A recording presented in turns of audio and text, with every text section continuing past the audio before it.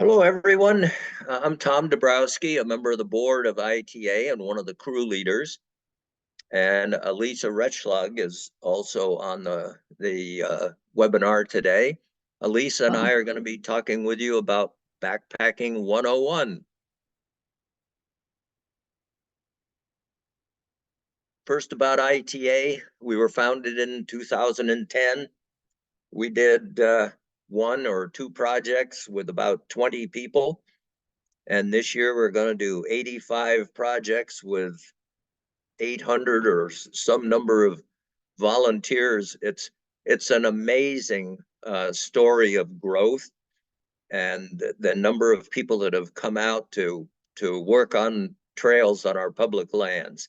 So what ITA does is we keep hiking trails, non-motorized hiking trails, open for all. And we do it through caretaking of trails, working on trails, using traditional skills. Don't use chainsaws, we use crosscut saws. We do education and awareness. Hence, today we're talking about Backpacking 101 and advocacy and protection for the trails on our public lands. So, what we're going to do today is talk with you about Backpacking 101. And part of the reason for that is we'd like to talk you into coming out and volunteering to work on a trail. We have a number of different kinds of projects you can do. One are the most simple single day projects where you don't have to do backpacking, you don't have to have camping gear, you come out and work for a day. We have weekend projects, both backpacking and car camping type, where you don't have to carry all your gear into the woods. We have week-long projects, and for the first time last year, we had a 3-week wilderness immersion project, and we're doing another this year. And Alisa's one of the leaders of the immersion project this year, and I understand there are still some spaces available. That's a fantastic trip. We also have projects for women only. We have youth projects, projects with universities and university students, veterans, family friendly, and backpacking 101. And a key thing here is for many of our projects, you really don't have to have much experience. It's good to have some judgment, but you don't have to have a whole lot of experience.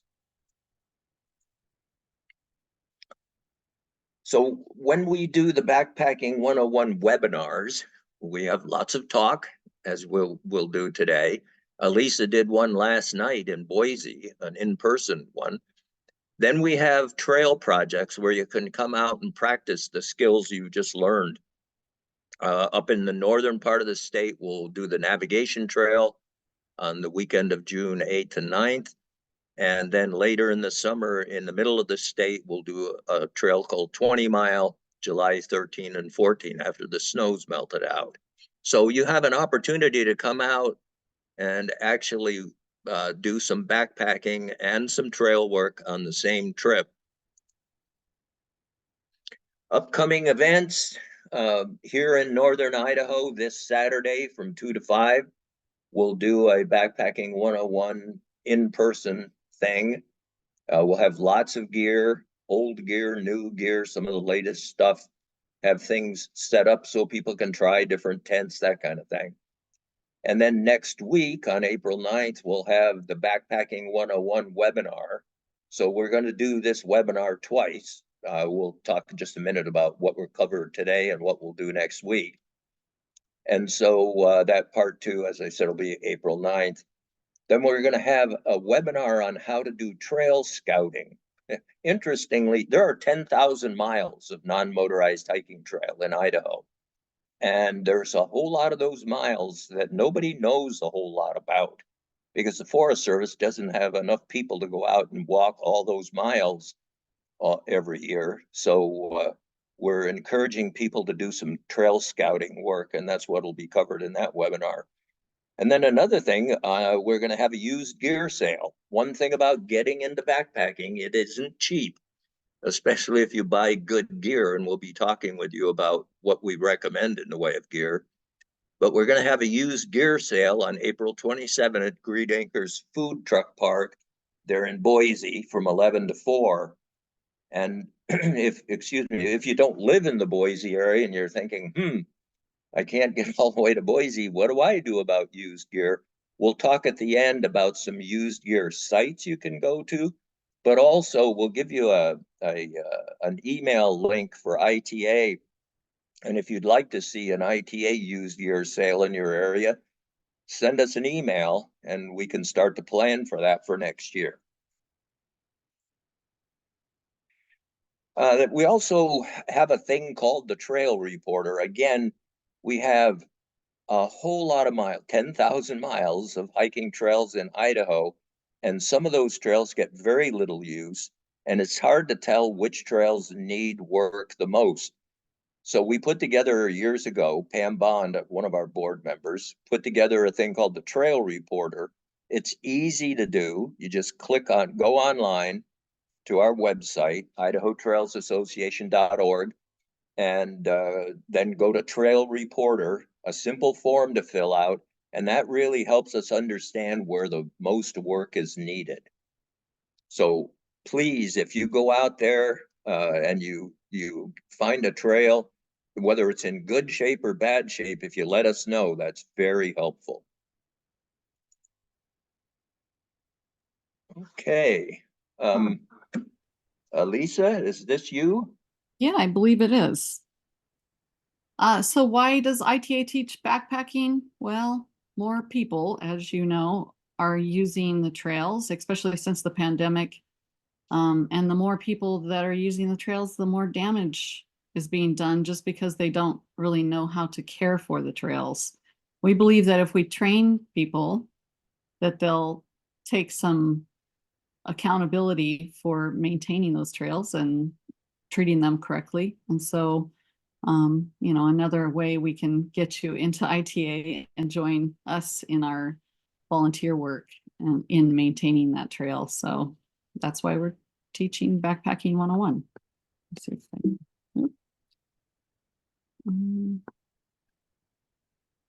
all right, somebody else is going to have to control, it looks like. Oh, there we go. So today we're going to talk about safety, caring for your feet, the 10 essentials, which is just a guideline of what you're going to take on a backpacking trip, managing your heaviest item, which would be your food, cooking your food, and leaving no trace. We're also going to talk about some snakes and such. So, and then the next one will be talking about what to carry, items to buy, how to backpack or how to pack your food, backpack. We'll also be talking about tips for an easier trip today, but that's also covered in the next one.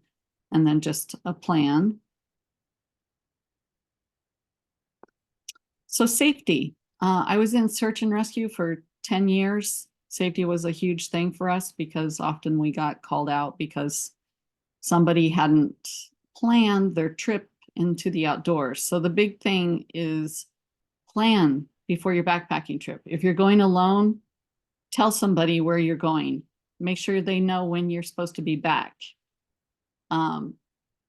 If you don't have anybody to tell, like, make a note in your house so that if you're not back to work or something, somebody can go into your house and they can find the note. Carry the right stuff. The 10 essentials, like I said, is your guide. Stay alert while hiking. This cuts down on injuries that are unnecessary. And if an emergency does occur, stop. Don't continue to go. I mentioned last night in my presentation a book called Deep Survival. It talks about people that did survive, mainly because they stopped, but also because they made a plan, a different subject. But when an emergency occurs, say you get lost, don't continue thinking that you're going to be able to get out. Just stop, make a plan for emergency, carry. The best thing to do is probably to carry an emergency beacon or an inReach so that you can get help. Good tips for safety in hiking is this hikingadventure.com. They go through everything I just talked about and more. 10 essentials. So shelter, of course, tent, bivvy. It can be you know, on a day hike, it could be your rain gear or like a trash bag.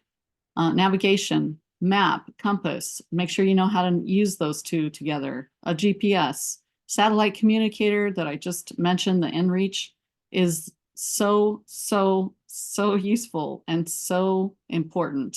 It's worth the money. Phone apps, I've been using phone apps for a couple of years now. They're great. You just have to worry about the battery. And so you need to bring extra stuff to recharge. And before you go out, you need to make sure you download the maps, because once you're out of service, you can't really download maps. Headlamp, of course, for illumination at night. You don't want to be walking around hurting yourself at night. Clothing and insulation would include everything from your hiking clothes all the way down to what you're sleeping in and on. So everything that would keep you warm. Hydration, water receptacles, filter and purifier. We'll talk about that a little bit. Food. Tom's going to talk a lot about food. Sun protection, sunscreen, a good sun hat, sunglasses. Boy, a bad burn, you know, that could really ruin your trip. Even like if you're walking along in snow, just the sun reflected off of snow into your eyes is pretty bad. It can really burn your eyes. First aid, mainly concentrate on blisters and burns, but have some supplies for those what if, you know, oh no moments. And if you bring steri strips, make sure you have tincture of benzoin so they actually stick to the skin. There is an ITA suggested contents at the end of this presentation and on the website, idahotrailsassociation.org. Just go there. And they have pre-made kits as well, which are plenty fine. They're fine. A repair kit, really all you need, knife, duct tape, of course, and paracord. Those things become multi-use things. You're gonna probably hang your food with paracord. Duct tape, like in a pinch, can be put on a blister. A knife, of course, can be used for a food utensil. And then fire, a lighter, stove fuel, the cooking pot that you're going to use, and your utensil. Let's talk about feet, since that's probably the second most important thing behind your brain. When you're backpacking, they're going to carry you, so you really, really want to take care of your feet. Don't ever start your backpacking trip with brand new boots. And I put boots in quotes because oftentimes if I'm not working with ITA, we require people to wear boots because of ankle protection and such. I actually hike in trail runners if I'm going to be on the trail. So like cross country, I'd probably wear boots just because rolling rocks and such. But don't start your backpacking trip with a new pair of boots. Use them before you go on your backpacking trip to reduce the occurrence of blisters. And even if you do get blisters, at least you know where your weak spots are and you can arm your feet before you go. Purchase good hiking socks, no cotton. Cotton holds in the moisture and it reduces the integrity of your skin, makes it soft so that it's more likely to rub. You'll get rub marks and you'll get blisters. When you get hot spots, stop and fix them. Put on a hydrocolloidal bandage or something. You know, take your sock off, take out the wrinkles, take off, you know, shake out your boots or shoes. Just fix those hot spots before they get bad. And every day at camp, clean your feet every single day. It's not worth having dirty feet. If you're hiking in the Grand Canyon, there's no water around, dust them off. Take one of your towels or, you know, a stinky t-shirt or something and clean your feet off. It saves not only your gear, like your sleeping bag, but it's just better for your feet. And in camp, take your boots off. So bring a good pair of camp shoes. We'll talk about that in a little bit.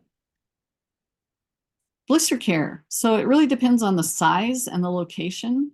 If the size is bigger than a quarter, you need to drain it. If it's less than a quarter, you can protect it by putting bandages around the, or, I mean, like, what do you call it?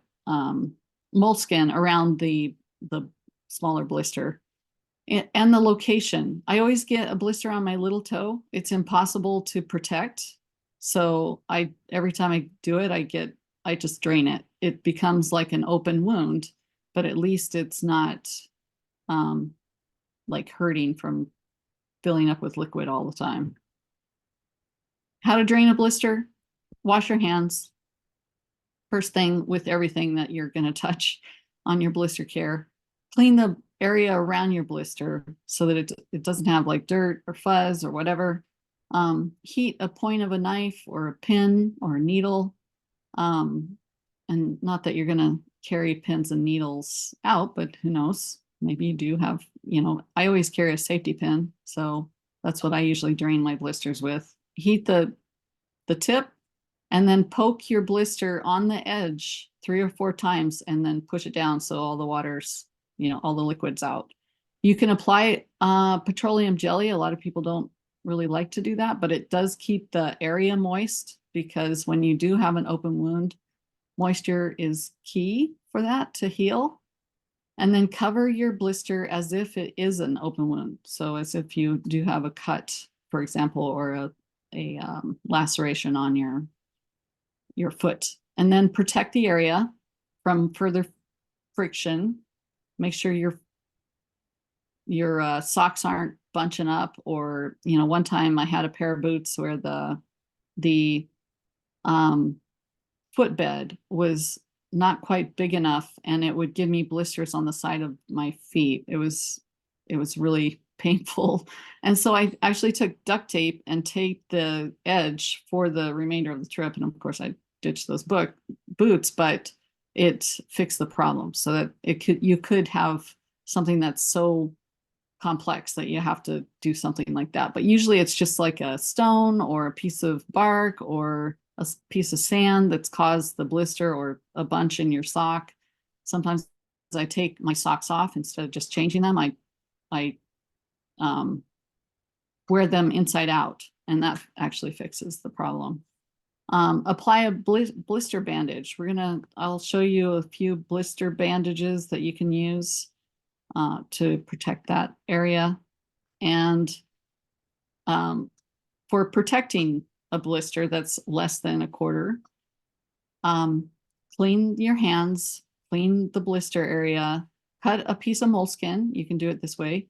And make sure the moleskin is bigger than the blister area, of course, and cut a piece of, fold it in half, cut a hole in the middle of the moleskin, and then put it around your blister. Make sure that hole is just slightly bigger than your blister area, and then cover the whole thing. Stick it onto your blister, cover the whole thing with either duct tape, or you can use K-tape, another piece of moleskin, you can use that. And these are some of the blister care supplies that I carry. These corn cushions, they're already in the shape of a donut. So I usually just apply that to my smaller than a quarter blister and cover the whole thing with a piece of moleskin, but usually I use duct tape because it sticks better to my feet. I've tried all kinds of tape. Some work for other people, like athletic tape never works for me. It just comes off. K-tape works for my husband. It kind of rolls up for me. K-tape is that kinesiology tape that they use for, in PT.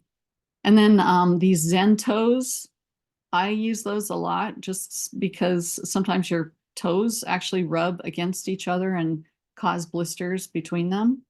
And those have been ironically very good for me.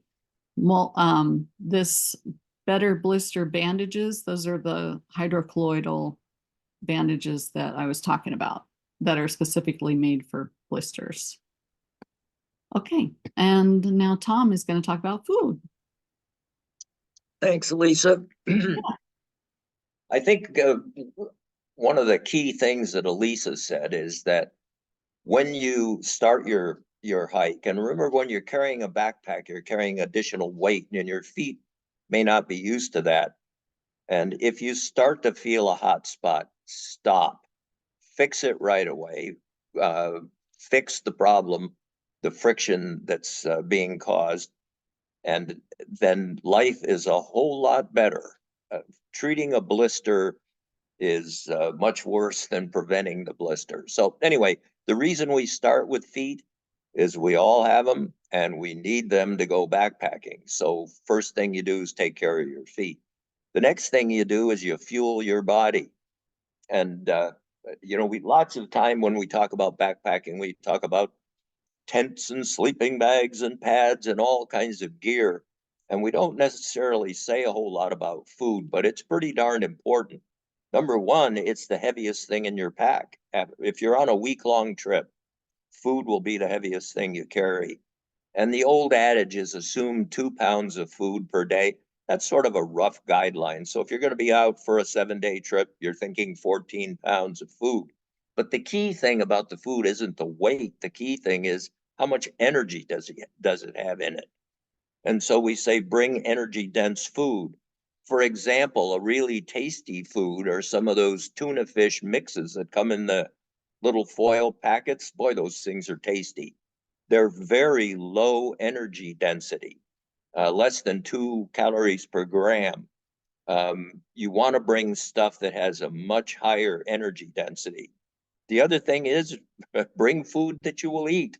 I've been on some long trips when I've seen people eating only half of their dinner. I say, why aren't you eating your whole dinner? I say, I hate this stuff. So bring stuff that you'll eat. That's a key thing. So bringing the right food, it's a whole lot easier today than it used to be because all of our food has nutrition labels on it. So you have to balance your carbs, fats, and protein. The carbs, roughly 50 to 70% of your daily intake. That's the fuel food. That's the quicker energy.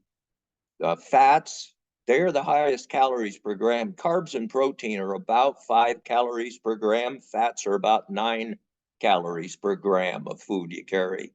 15 to 25%.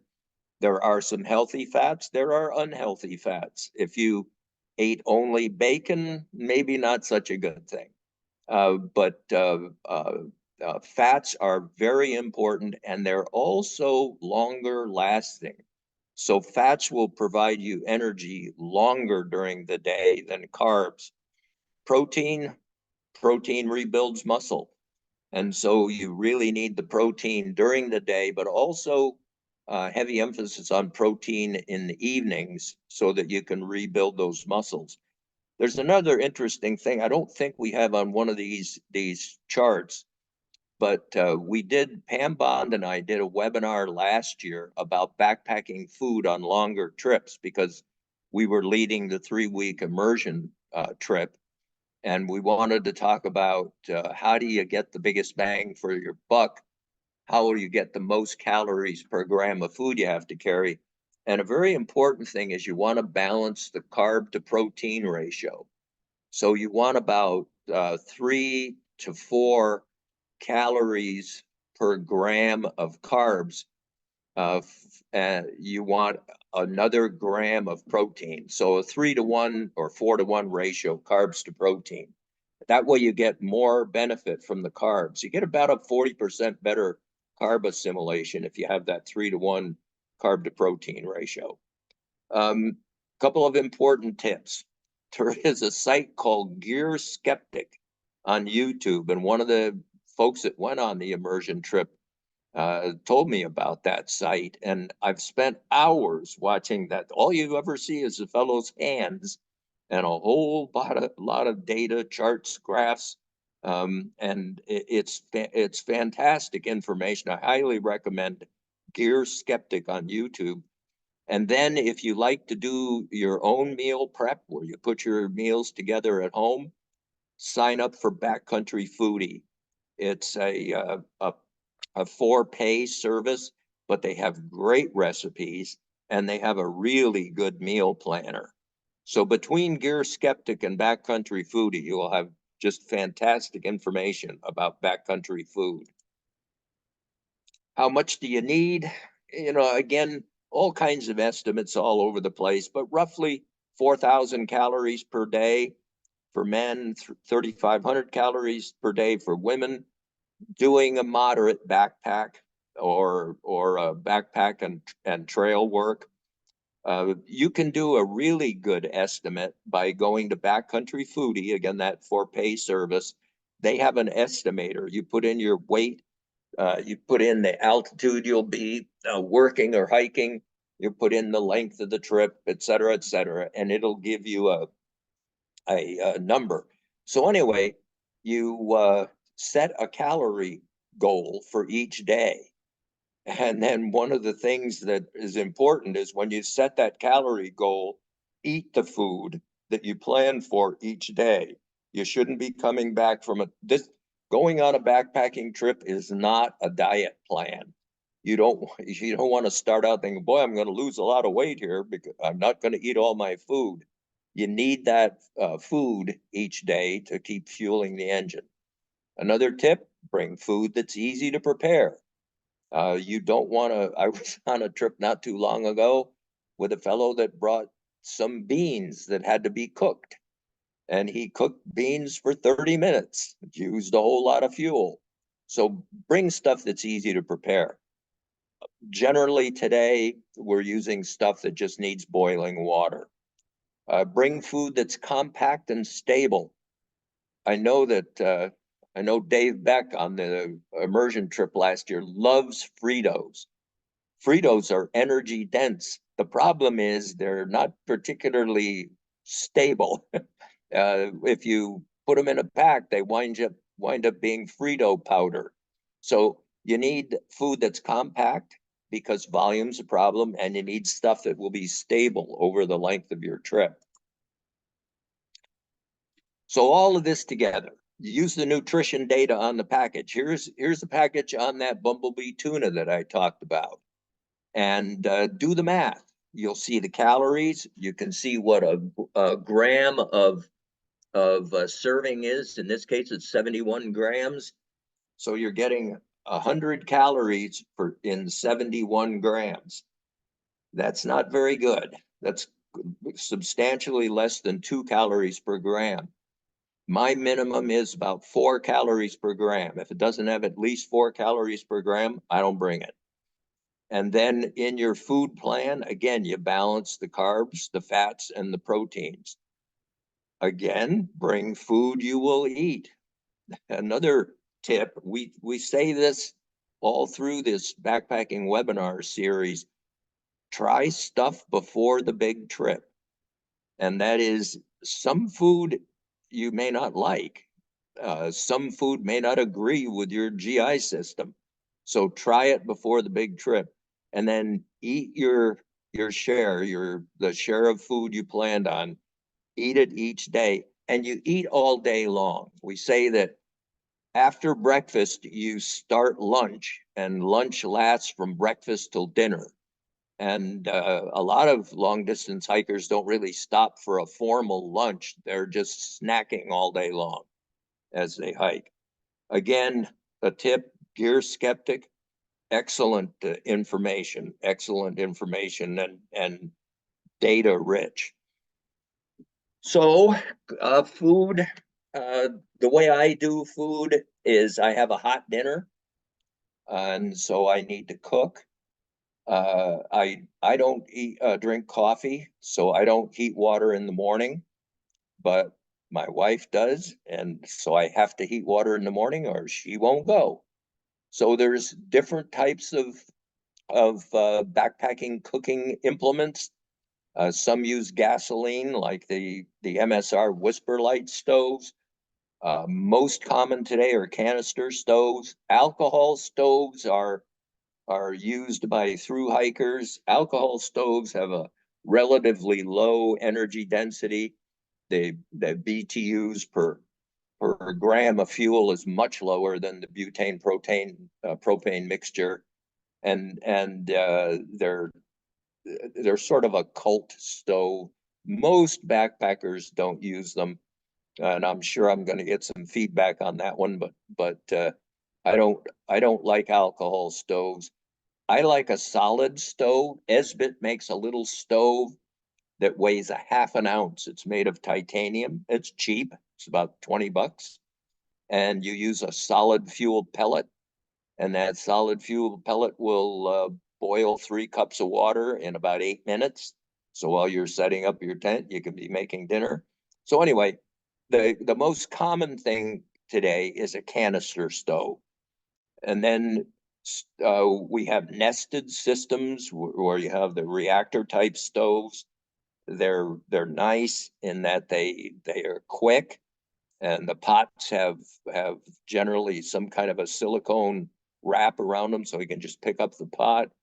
My problem with those stoves is they're heavy, so I like just a simple uh, uh, burner stove.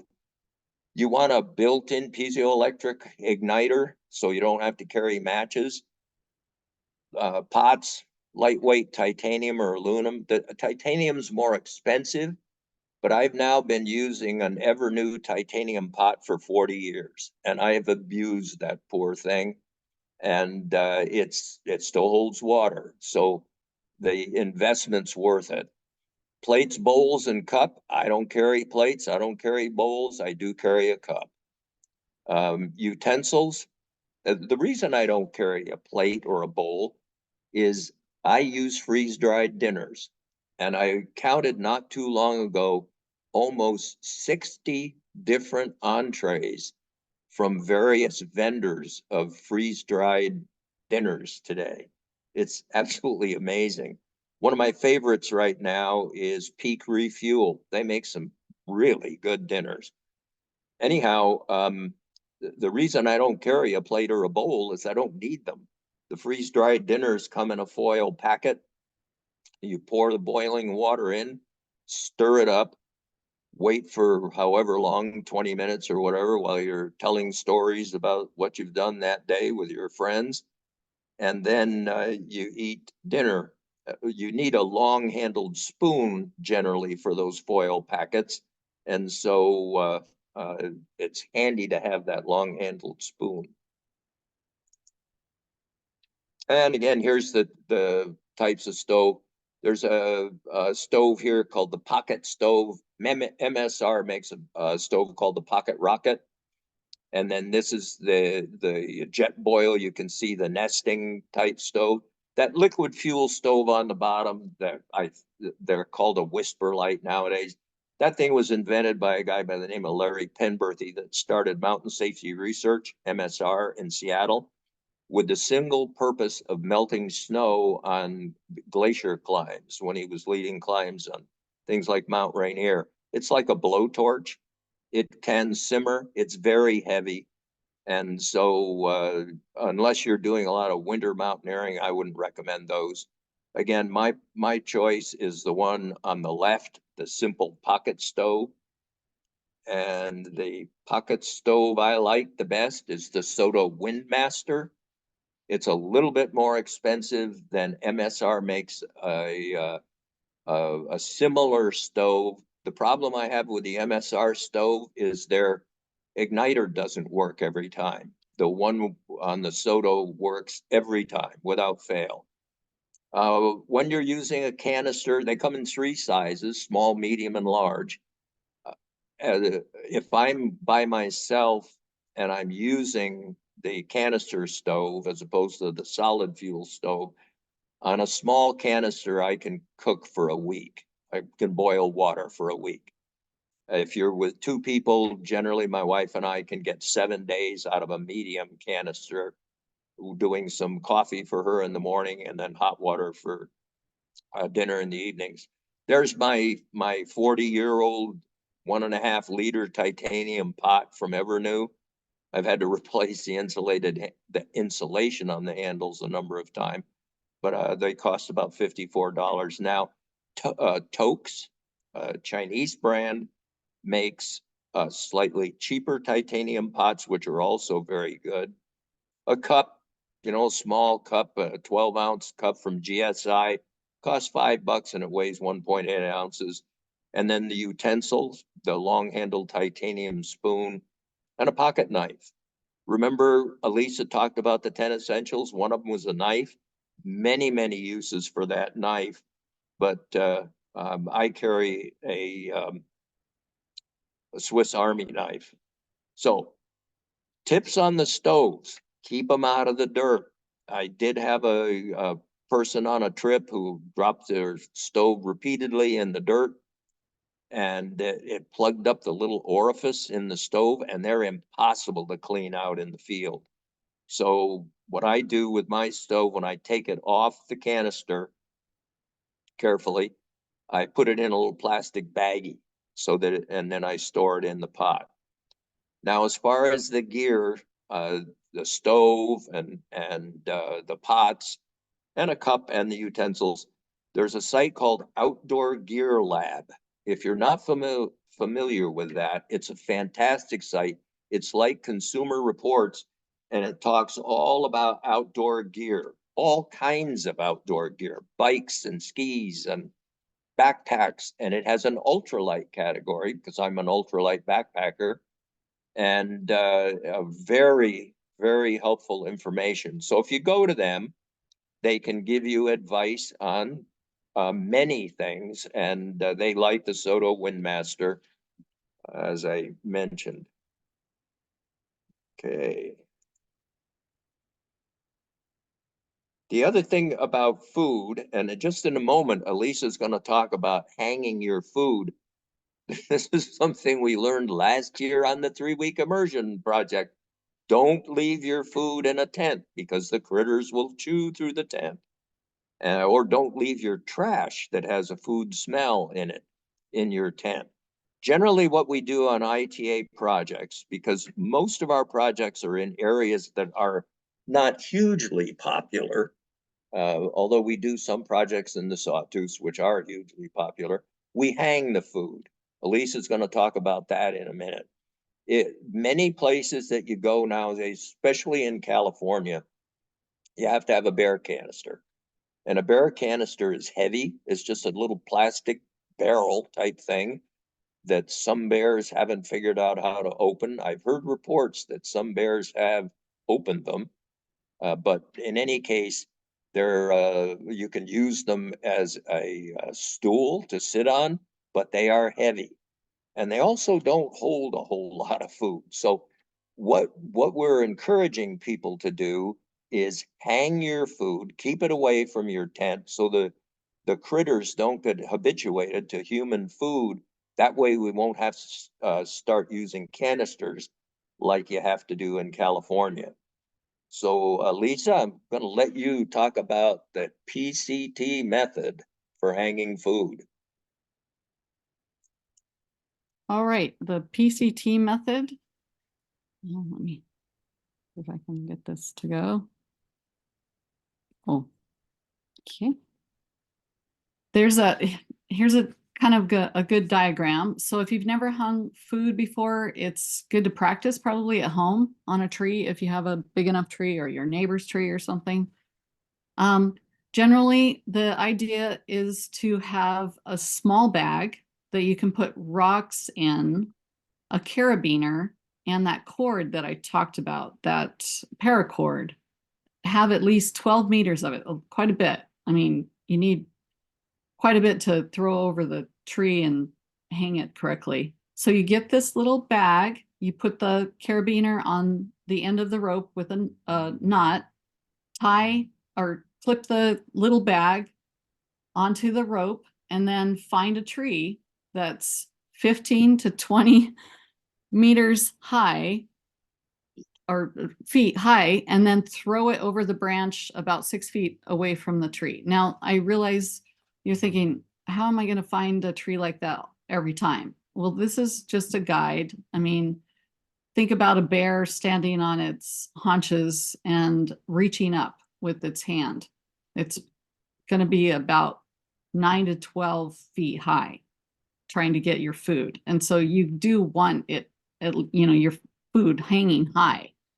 So just try to find a tree, throw it over the tree, and then pull the, take the carabiner off, put it on your food, make sure that the, both ropes, both hanging down sides of the rope are through the carabiner. That's the big thing. It has to be through the carabiner. I know this is hard to understand, but let me see if the second one shows it better. Okay, yeah. So now clip the rope into both ropes into the carabiner, pull the bag all the way up to the branch, and then reach up, and you can use this clove hitch, or you can, oftentimes I use another knot, but the problem with using like a loop knot is you'll probably most likely never get that loop out of your knot, out of your rope. Clove hitches are nice. The trick is having both ends of the rope trapped between the loops. That's the key. So you can practice at home. Do that on a little tiny stick, and then slowly release the rope, and with the clove hitch stick up, and it'll trap on the carabiner. That's the PCT method. Another method, if you have more than one food bag, is a counterbalance. So instead of having to put the rope through the carabiner, you just have two carabiners. You do the same thing, throw the little stuff sack over the tree. When you get it done, attach one of the food bags to the cord, move it up, make a little knot. Well, yeah, make a little loop in the rope, essentially a loop knot, and then attach another carabiner, and then put the other bag onto that carabiner, and then push that bag up with the stick. Some of the questions I get is what happens to the rope hanging down? Doesn't matter. Bears haven't figured out like that they could just step on the rope or something to get the food.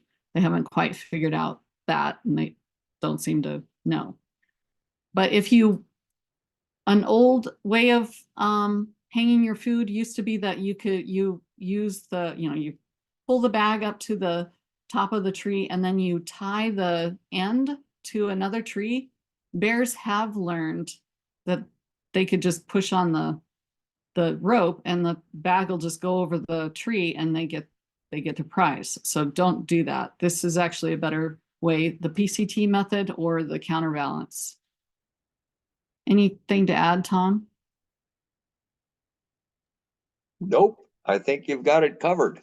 Okay. And most likely you guys will learn, if you go on the one of the backpacking 101s, you'll learn how to hang your food.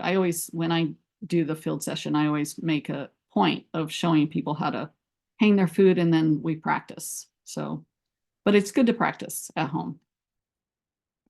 Okay, leave no trace. The reason why we discuss this is because it's just really gross sometimes to run into trash and toilet paper and just see like our outdoor austere even environments just kind of destroyed. So the main thing is plan ahead and prepare, meaning like make sure you know how to essentially poop in the woods appropriately without leaving a trace.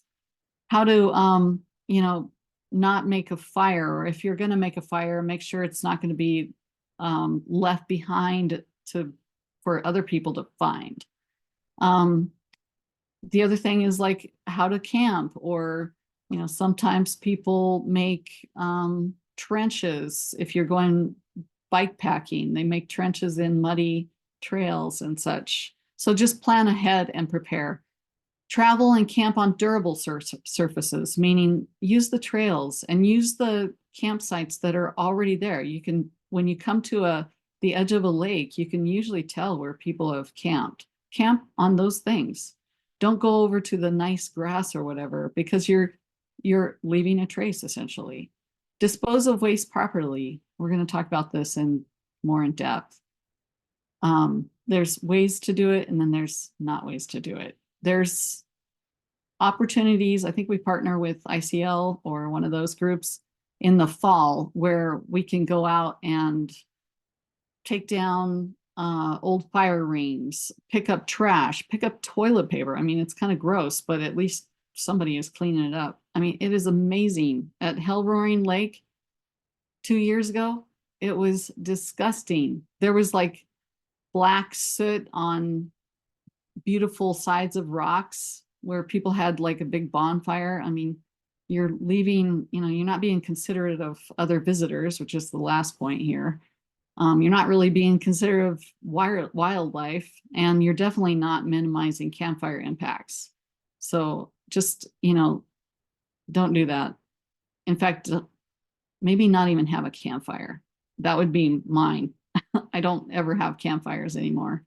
It's kind of, it makes your clothes smell, it leaves a trace, and leave what you find. So a lot of people, have like artifacts from old Native American burial grounds that they didn't know that that was what it was. And yeah, maybe they feel bad about it, maybe they don't, I don't know. But just leave what you find so that other people can enjoy it. Here's what I see often. I mean, it is kind of discouraging when you're hiking along and you see toilet paper. I remember last year, I mean, it's at a kind of a close by lake. It was definitely a family friendly thing. There was tons of toilet paper tucked under a tree. Like, somebody had pooped under a tree, I guess, and just left the toilet paper. It was just so gross. And burying it in a hole, like you think, oh, I'll just poop in a hole, do it the right way and then leave my toilet paper there. The animals can smell that. They can dig it up and it'll look like this. Leaving it under rock, same thing. Animals find it, they use it for nesting material, they eat it, it gets all over, the water comes and it just makes it gross. So just don't. So here's a quiz for you. How long does a banana peel or an orange peel last in the environment? 2 years. An apple core? Not that long. 8 weeks, but still 8 weeks. Chewed gum? Forever. 1,000,000 years. I mean, it might be an exaggeration. Toilet paper? This might surprise you guys. 1 to 3 years, depending on where it's at. In all cases, there are mainly 4 objectives to leave no trace principles. It's to prevent water contamination, prevent social aesthetic impacts, minimize the spread of disease, and maximize decomposition. Carry out your waste. If we don't do these things, we're going to have to poop in bags. So those, they already do it in Mount Rainier. I think they started doing it in the Tetons. I mean, a lot of the national parks have already gotten to this point. So, I mean, if we continue this way, it'll be like that for everywhere. And we don't really want to do that. How to poop in the woods? Move away from trails, water sources, and campsites at least 200 feet, which is about 70 steps. So you could actually count it out. Choose an area that's like sunny. I know it's hard to do because oftentimes you're trying to hide from your partner that you're camping with, but maybe just go on the sunny side of a tree that's still hidden. Make sure it gets plenty of sunlight because that helps in the decomposition. You usually find better soil there. Sometimes it's a rocky area. Me and Tom both, we hike in the southern Utah and Grand Canyon areas, and sometimes it's hard to find places, but you can, if you look hard enough, you can find one. Dig a hole with your trowel, 4 to 6 inches deep. And then when you've done your duty, cover it over and use the area, the leaves and sticks and grass and environment around it to kind of make it look undisturbed. I mean, it's kind of gross to like, I know as an experienced backpacker, other experienced backpackers have witnessed this or experienced it. They go to do their duty and then they realize, oh, somebody else has been here. And you can kind of tell if you don't do this other thing. And then definitely, always, no matter what, carry out your toilet paper. I know there's biodegradable toilet paper, but I recommend carrying that out too, because I don't know how long it'll take to biodegrade. It, it's better just to carry out the toilet paper. Here's a TP toolkit. Includes a trowel, which is the deuce listed here. Sandwich baggies. I usually carry multiple sandwich baggies per trip, per backpacking trip. A bag to carry all of that in. I usually put my toilet paper in a sandwich bag so it doesn't get wet while it's not being used.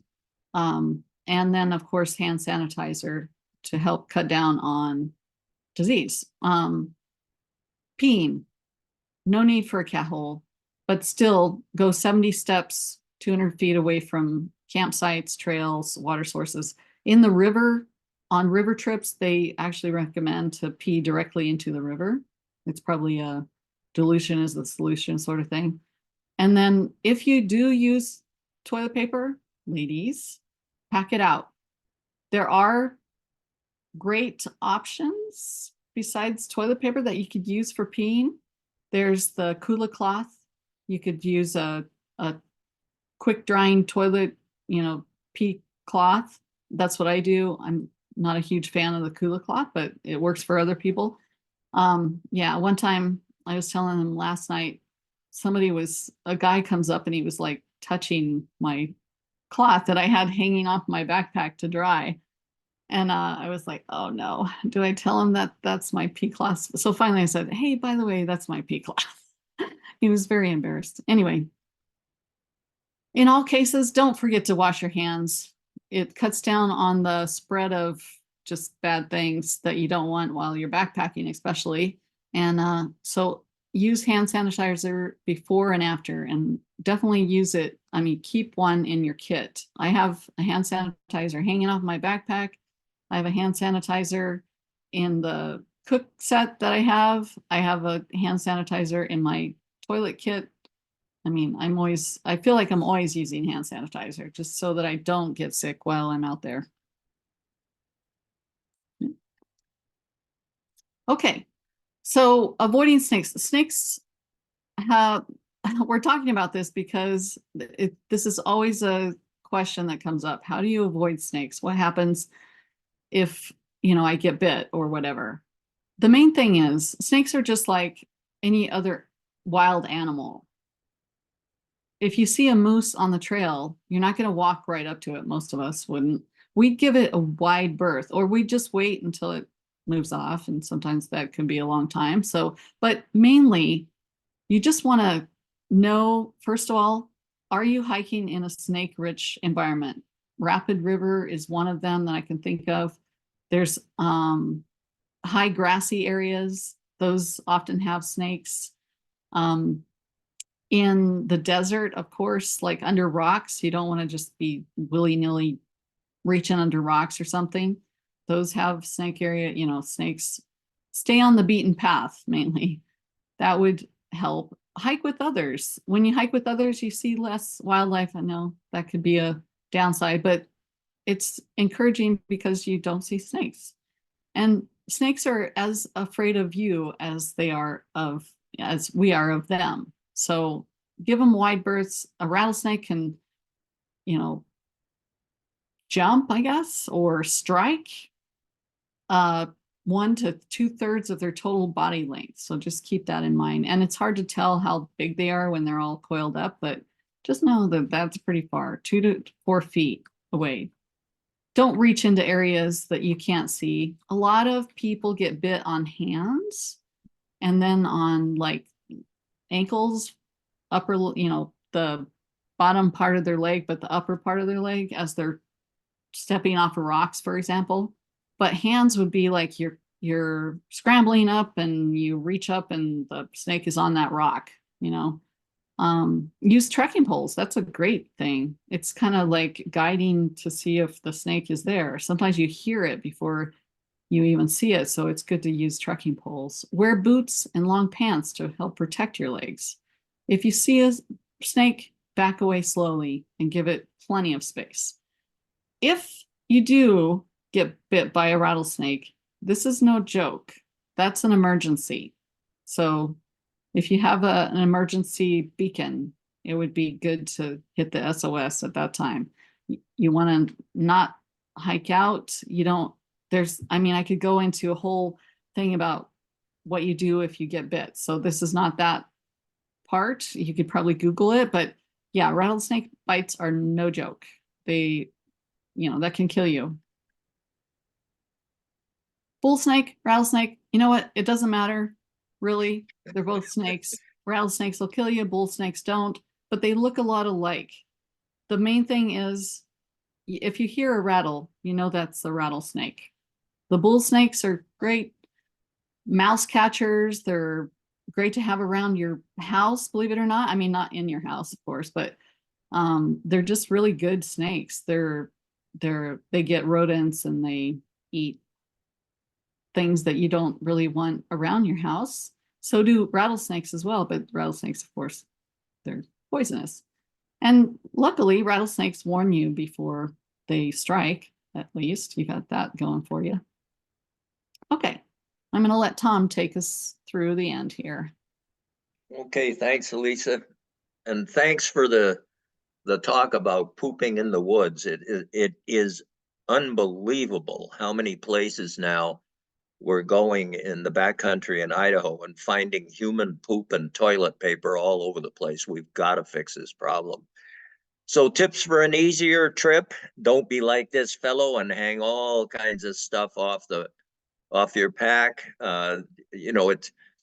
This looks silly and it's an exaggeration, of course, but we do see that kind of thing. Use the new gear before you go: the stoves, water pumps, GPS. Your tent. I've been on trips where people have pulled out a new tent and they come over after about an hour and they say, I can't figure out how to use this tent. So use your stuff before you go. And we started with feet at the beginning for a reason. Take care of your feet. You need those. Have a route plan. We talked a lot about safety. Safety is really important to ITA. When you go on an ITA project, we have trained project leaders who are certified in wilderness and remote first aid. And we are very serious about safety, and we can, our leaders can teach you a lot. And then most importantly, have fun. When we get feedback from people on ITA projects, we said, so what did you like best? And they always say, number one was the camaraderie. Number two is the scenery. Number three, maybe the food. Number four was just getting out and doing good. So we really emphasize having fun on our projects. So what's next? Think over what you've learned today. If there's the link to just send an email to trails at idahotrailsassociation.org. If you've got questions, I see we have a couple of questions that have been asked today. Check the Outdoor Gear Lab site. That's the consumer reports thing we set up. Set up a budget and buy your gear. I talked about this earlier. It can be expensive to start, but your gear will last a long time. Join an ITA trail maintenance trip. Again, we have a lot of fun. You meet some really neat people. Many of our members have come on a project, meet some other people with similar interests, and then they go backpacking together. So get out and enjoy our beautiful wild lands. We are so fortunate to live here. Get out and enjoy it. Some easier backpacking hikes. We'll give you the list of these things for northern Idaho, and we're getting close to being out of time, so I'm not going to go through these, but you can look at the stuff we'll send you after this webinar and decide some of these trips you might like to do. And Alisa, same kind of thing here. We'll just send out the list and people can look at it. And so stay tuned for part 2. As Alisa said at the beginning, we're going to talk about what to carry, the things you need to buy, and we're going to make some specific recommendations, how to pack your backpack. There's some tricks to it, some other tips for an easier trip, and how to be safe and have fun. We talked about the first aid kit. There's the first aid kit list that we recommend. And resources.